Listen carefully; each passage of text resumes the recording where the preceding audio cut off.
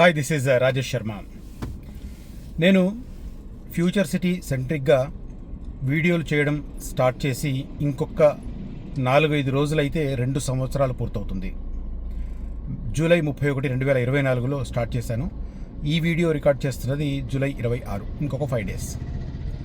అయితే మొదటి నుంచి కూడా నేను ఫ్యూచర్ సిటీ సెంట్రిక్గా స్టార్ట్ చేసిన తొలి రోజుల నుంచి ఇవాల్టి వరకు కూడా చాలామంది నాకు ఫోన్లు చేసి, ప్లాట్లు కాదు బ్రదర్, నాకు ఎకరాలలో ల్యాండ్ కావాలి, ఒక 2 ఎకరాలు, 1 ఎకరం, అర ఎకరం, కొద్దిగా కెపాసిటీ ఉన్న వాళ్ళు 4-5 ఎకరాలు ఇలా అడగడం చూస్తూ ఉన్నాను. అప్పటి నుంచి ఇప్పటి వరకు నేను అందరికీ ఒకటే మాట చెప్తుంటాను, అక్కడ భూసేకరణ జరిగే అవకాశం ఉంది కాబట్టి మీరు ఎకరాలలో తీసుకుంటే ఇబ్బంది పడతారు అని. కొంతమంది నమ్మిన వాళ్ళు ఆగారు, కొంతమంది నమ్మిన వాళ్ళు నా వెంచర్లలో ప్లాట్లు తీసుకున్నారు, కొంతమంది నమ్మని వాళ్ళు వీడేదో చెప్తున్నాడు, వీడి ప్లాట్లు అమ్ముకోవడానికి అన్న ఒక ఫీలింగ్తో కొనుక్కున్నారు. సరే, అది కరెక్టే. కానీ అలా ఎకరాలలో తీసుకోవాలని అనుకున్నవారు, తీసుకుంటున్నవారు, తీసుకోవాలని గతంలో అనుకొని డ్రాప్ అయిన వారు, తర్వాత గతంలో నా మాటలను నిర్లక్ష్యం చేసి తీసుకున్నవాళ్ళు, వీళ్ళందరూ కూడా ఇప్పుడు ఖచ్చితంగా ఉలిక్కిపడే సమాచారం నేను ఈ వీడియోలో చెప్తున్నాను. ఉలిక్కిపాటు కాదు, షాక్ అయ్యేవు. అయితే దీనికి కొంతమంది దీన్ని కూడా డైజెస్ట్ చేసుకున్న వాళ్ళు కూడా ఉన్నారు. సో అది ఇవాళ కార్యరూపం దాలుస్తుంది అని చెప్పబోతున్నాను. దాదాపు 2 సంవత్సరాలుగా నేను చెబుతున్న మాట ఇది. ఎందుకంటే 2 సంవత్సరాల క్రితం ఎప్పుడైతే నేను ఆ మాట చెప్పడం స్టార్ట్ చేశానో అప్పట్లోనే కేంద్ర ప్రభుత్వం దేశవ్యాప్తంగా వివిధ ప్రాజెక్టుల కోసం కావచ్చు, అంటే గవర్నమెంట్ ప్రాజెక్టుల కోసం కావచ్చు, రోడ్ల కోసం కావచ్చు, లేదా ఇన్వెస్ట్మెంట్ చేస్తున్న భారీ సంస్థల కోసం కావచ్చు, భూసేకరణ స్టార్ట్ చేస్తే అక్కడున్న విపక్షాలు కానీ, తర్వాత అభివృద్ధి నిరోధకులుగా ఉన్న కొన్ని సంఘాల వారు కానీ, వాళ్ళు ఏంటంటే వాళ్ళ పబ్బం గడుపుకోవడానికి కొద్దిగా హడావిడి చేస్తే మాకు జేబులు నిడతాయనే చాలామందికి ఉంటుంది. ఇప్పుడు కదా కాక్రోచ్ పార్టీ అంట కొన్ని పనిలేని సంఘాలు పడినట్టు అలా నడుస్తుంది వ్యాపారం. అట్లా వాళ్ళందరూ ఇబ్బంది పెడుతున్నారు భూసేకరణ. దాంతో ప్రభుత్వం ఏదైనా ప్రాజెక్టు తలపెడితే అది డిలే అవుతుంది, భూసేకరణకే చాలా కాలం పడుతుంది అన్న అభిప్రాయంతో కేంద్ర ప్రభుత్వం భూసేకరణకు సంబంధించిన చట్టాన్ని సమూలంగా మార్చడానికి ప్రయత్నాలు స్టార్ట్ చేసింది. కొన్ని క్లాజులను మారుస్తూ వస్తున్నారు. సమగ్రంగా భూసేకరణ చట్టం అయితే ఇంకా కేంద్ర స్థాయిలో కూడా రాలేదు. కానీ రాష్ట్ర ప్రభుత్వం ముందు ఒక భారీ లక్ష్యాన్ని పెట్టుకున్న నేపథ్యంలో భూసేకరణకు సంబంధించి విధి విధానాలను సమూలంగా మార్చబోతుంది. ఆ సమాచారం నేను ఈ వీడియోలో చెప్తాను. వీడియో స్కిప్ చేయకుండా మొత్తం చూడండి. అయితే భూసేకరణకు సంబంధించిన ప్రాసెస్ ఎలా ఉంటుందనేది ముందు చెప్పి, ఆ తర్వాత లేటెస్ట్గా ప్రభుత్వం ఎలాంటి నిర్ణయం తీసుకోబోతుంది అనేది చెప్తాను. భూసేకరణ ప్రాసెస్ ఎలా ఉంటుందంటే, ఫర్ ఎగ్జాంపుల్ ఫ్యూచర్ సిటీనే తీసుకుందాం. ఫ్యూచర్ సిటీలో భూసేకరణ చేయాలనుకుంటే ఫస్ట్ అక్కడ ఏ రకమైన భూమి ఎంత అందుబాటులో ఉంది అది తెలుసుకునే ప్రయత్నం చేస్తుంది ప్రభుత్వం. దానికి రెవెన్యూ డిపార్ట్మెంట్ సరైన సమాచారాన్ని ప్రభుత్వానికి చేరవేస్తుంది. ఏ రకమైన భూమి అంటే ప్రభుత్వ భూమి ఎంత ఉంది, తర్వాత అన్యాక్రాంతమైన ప్రభుత్వ భూమి ఎంత ఉంది. ఎందుకంటే మనం చూసాం కదా, బహదూర్గూడ దగ్గర ప్రభుత్వ భూమిని ఏళ్లుగా సాగు చేసుకుంటూ దాని మీద హక్కులు మావే అని చెప్పి అధికారుల మీద రాళ్ళు రప్పలేసి కుర్చీలు ఎత్తేసి కొట్టేసిన పరిస్థితి. నిజానికి గట్టిగా మాట్లాడితే వాళ్ళకి హక్కు లేదు అక్కడ, కానీ వెనకాల వాళ్ళని ఎగదోసే పార్టీలు ఉన్నాయి, ఎగదోసే సంఘాలు ఉన్నాయి. కాబట్టి చల్ మీరు ఇట్లా కాదు, నార్మల్గా శాంతియుతంగా నినాదాలు ఇస్తూ కూర్చుంటే ఎవరు వర్కౌట్ చేయరు, కొట్టాలి అని వెనక నుంచి ఎంకరేజ్ చేయడం వల్ల, ప్రోత్సహించడం వల్ల అక్కడ అధికారుల మీద చేశారు. అంతకుముందు లగచర్లలో కూడా చూసాం, ఏకంగా కలెక్టర్ మీదే దాడి చేస్తాం. వెనకాల ఉంటాయి, సంఘాలు ఉంటాయి ఖచ్చితంగా, నో డౌట్. అందులో సంఘాలు, కొన్ని పార్టీలు కూడా ఉంటాయి సహజ సిద్ధంగా. ఎందుకంటే వాళ్ళకు అలా చేస్తేనే ఆ పార్టీలు పబ్బం గడుపుకోవడానికి చందాలు వస్తాయి. భయకంపితమైన వాతావరణాన్ని సృష్టించి చందాలు దండుకొని ఛానళ్ళు పెట్టే పార్టీలు కూడా ఉన్నాయి. జనాల సొమ్ము నుంచి 5,000, 2,000 వసూలు చేసి ఛానళ్ళు పెట్టి ఆ ఛానళ్ళ ద్వారా కోటీశ్వరులు అయిన వాళ్ళు కూడా ఉన్నారు కొంతమంది. ఎందుకు కానీ అవన్నీ జనరల్గా అట్లాంటివి భూసేకరణకు సంబంధించి ప్రతిబంధకాలు సృష్టించే సంస్థలు అవన్నీ. సో వాటిని కట్టడి చేయడానికి, ఇబ్బందికరమైన పరిస్థితులను అవాయిడ్ చేయడానికి ఇప్పుడు మార్పులు చేర్పులు తెస్తున్నారు. అయితే నేను ఇందాక చెప్పినట్టుగా ఫస్ట్ ప్రభుత్వ భూములు, తర్వాత ప్రభుత్వ భూములు అన్యాక్రాంతమైతే వాటి లెక్కలు ఎంత, తర్వాత అసైన్మెంట్ ల్యాండ్స్ ఎంత ఉన్నాయి, ఎండోమెంట్ ల్యాండ్స్ ఎంత ఉన్నాయి, వక్ఫ్ భూమి ఏమన్నా ఉందా, ఇట్లా ఇవన్నీ ఏ రకమైన భూమి ఎంత ఉంది, పట్టా ల్యాండ్ ఎంత ఉంది, ఇవన్నీ స్టడీ చేసి ముందుగా ఎలాంటి సమస్య ఉండదు కాబట్టి ప్రభుత్వ భూములను ఆ సదరు ఏదైతే పర్పస్ కోసం తీసుకుంటున్నారో ఆ ఫుల్ సంస్థకి కేటాయించే అధికారం ఉన్న టీజీఐఐసి లాంటి సంస్థకు దాన్ని ధారాదత్తం చేస్తారు, అంటే మ్యూటేషన్ చేస్తారు. రెవెన్యూ డిపార్ట్మెంట్ నుంచి ఆ ప్రభుత్వ భూమిని టీజీఐఐసి చేతిలో పెడతారు. ఆ తర్వాత అన్యాక్రాంతమైన ప్రభుత్వ భూమిని ముందు ఐడెంటిఫై చేసి గొడవలు లేకుండా ఉన్నదాన్ని తీసుకుంటారు. ఆ తర్వాత అసైన్మెంట్ ల్యాండ్ తీసుకుంటారు. ఎందుకంటే అసైన్మెంట్ ల్యాండ్ ఒకప్పుడు ప్రభుత్వ భూమి వాళ్ళు వాడుకుంటున్నారు కాబట్టి వాళ్లకు పట్టాలు ఇచ్చారు కాబట్టి అది కూడా వెనక్కు తీసుకోవడానికి ప్రభుత్వం దగ్గర ఉంది. ఇక నెక్స్ట్ ప్రాబ్లం బిగిన్ అయ్యేది. ఇంకోటి చెప్పాలి, ఎండోమెంట్ ల్యాండ్ అనేది ఎక్కడ ఉందనుకో, హిందువులు ఎట్లాగో అడగరు, వాళ్ళకి నోర్లు ఉంటాయి కాబట్టి టక్కన అది తీసేసుకుంటారు. ఏ గుడికి వెళ్తుంది ఎండోమెంట్ ల్యాండ్ టక్కన బదలాయించేసుకుంటారు. హిందువులు ఎలాగో అడగరు, నో డౌట్ అందులో అసలు దాంట్లో రెండో క్వశ్చనే లేదు. అదే వక్ఫ్ ల్యాండ్ని టచ్ చేస్తారా? అస్సలు టచ్ చేయరు. రైట్, వక్ఫ్ ల్యాండ్ దగ్గర ఆడతారు. రెండోది పట్టా ల్యాండ్ దగ్గర మళ్ళీ ఆగుతారు. ఎందుకంటే పట్టా ల్యాండ్ పెద్ద పెద్ద భూస్వాముల దగ్గర ఉన్నప్పుడు ఆ వాళ్ళు ఖచ్చితంగా రాజకీయాల్లో ఉంటారు. వాళ్ళు ఏ పార్టీలోనే ఉండని అంతా కలిసిపోతారు.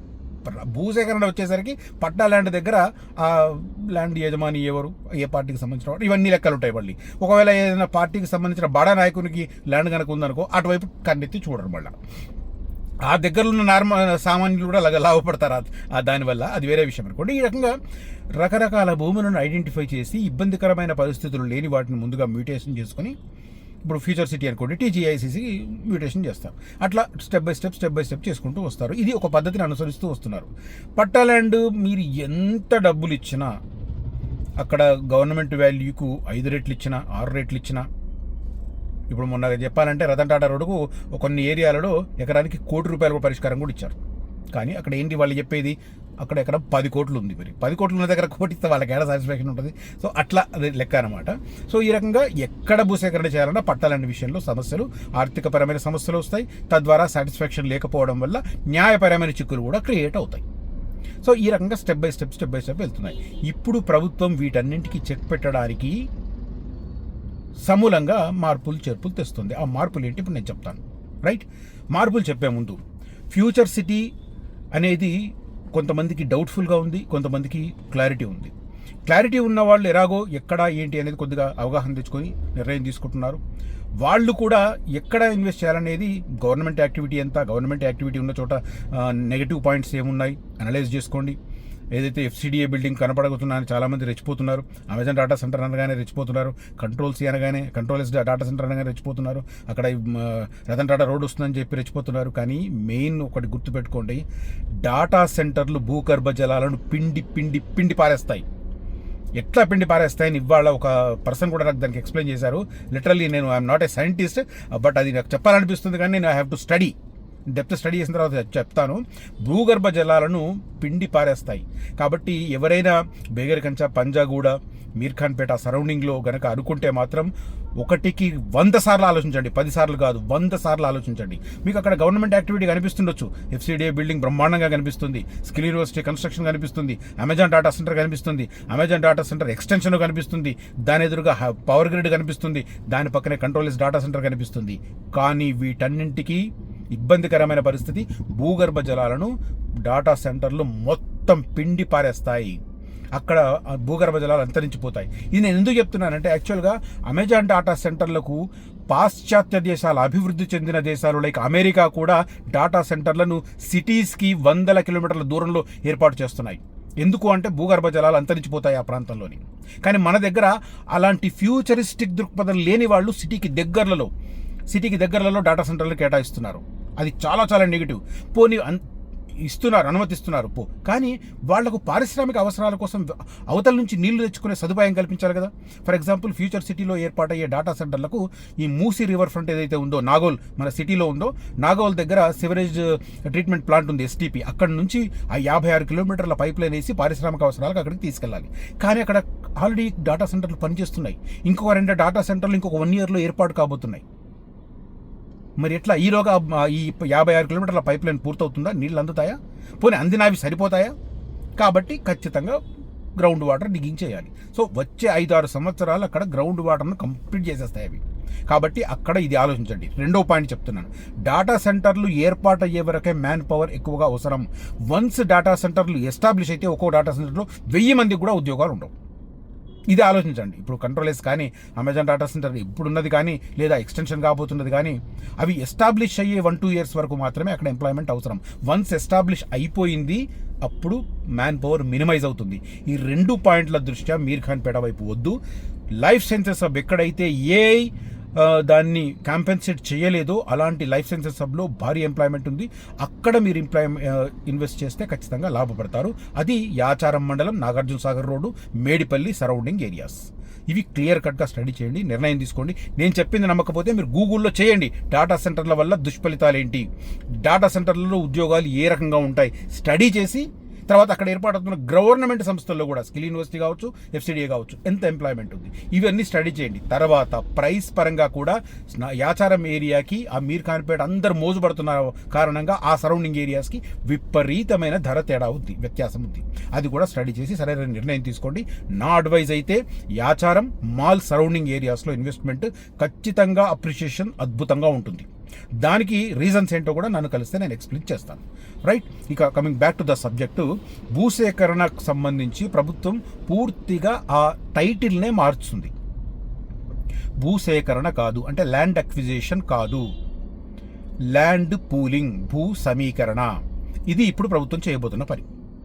దీనికోసం మెగా ప్రాజెక్టులకు నూతన విధానంపై కసరత్తు, పరిహారం బదులు భూ యజమానిని అభివృద్ధిలో భాగస్వామిని చేయడం, దానికి ఒక చట్టబద్ధత కల్పించడం. భాగస్వామిని చేయడం అంటే ఏంటి అంటే, 1 ఎకరం గనక ప్రభుత్వం మీ దగ్గర నుంచి తీసుకుంటే మీకు 600 నుంచి 700 గజాల స్థలాన్ని మీకు ఇవ్వబోతోంది. దానికి అనుగుణంగా చట్ట సవరణ చేయబోతున్నారు.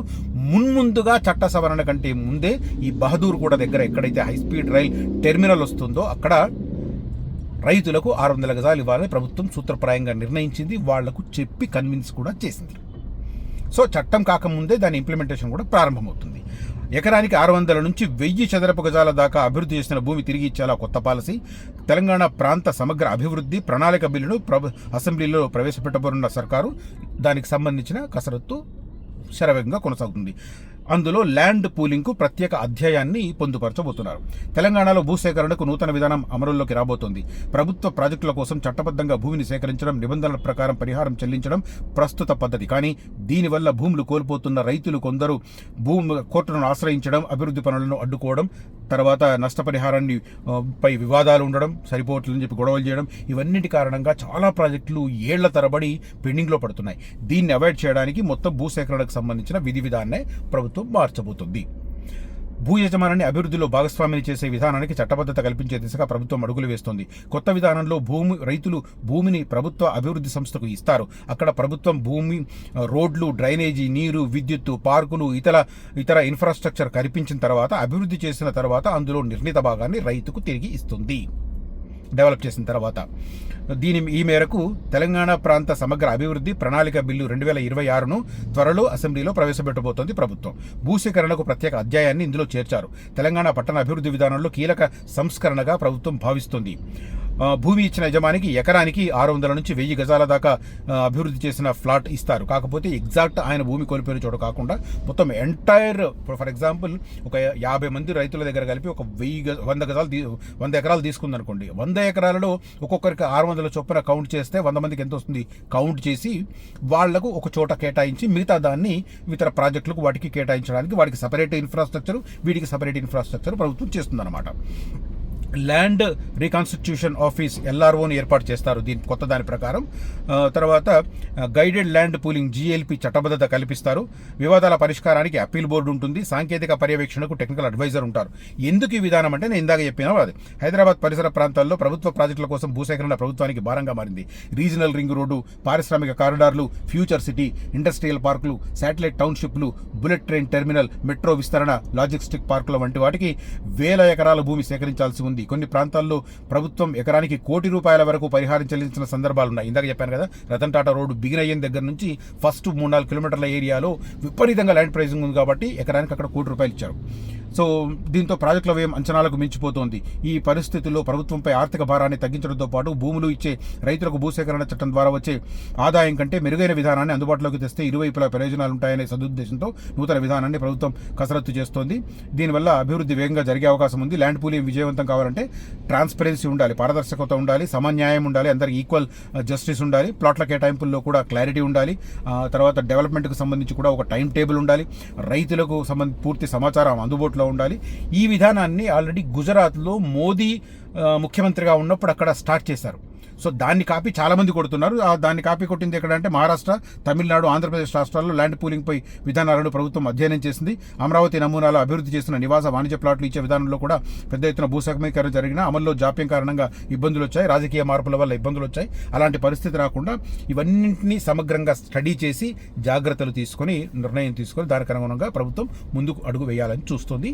ఈ నెక్స్ట్ అసెంబ్లీ సెషన్లోనే ఈ ల్యాండ్ పూలింగ్కి సంబంధించిన యాక్ట్ ఇందాక నేను చెప్పాను కదా, ఏంటది దానికి సంబంధించిన తెలంగాణ ప్రాంత సమగ్ర అభివృద్ధి ప్రణాళిక బిల్లు 2026ను ప్రభుత్వం ప్రవేశపెట్టబోతోంది. రైట్, ఇది లేటెస్ట్ ఇన్ఫర్మేషన్. ఈ కంటెంట్ కనుక నచ్చితే ఈ వీడియోను లైక్ చేయండి. అదే రకంగా ఈ వీడియోను హైప్ చేయమని కూడా రిక్వెస్ట్ చేస్తున్నారు. ఎవరైనా జాయిన్ అవ్వాలనుకుంటే మినిమం ఛార్జ్ 89 రూపాయలతో కానీ లేదా 399 రూపాయల మంత్లీ సబ్స్క్రిప్షన్తో కూడా జాయిన్ అవ్వచ్చు. నన్ను ఎంకరేజ్ చేయాలని అనుకున్న వాళ్ళు, ఒకవేళ నేను ఇందుకు అర్హుని అనుకుంటే మాత్రమే చేయండి, otherwise no issue. Right, thank you so much for watching this video. Signing off Rajesh Sharma. Jai Hind.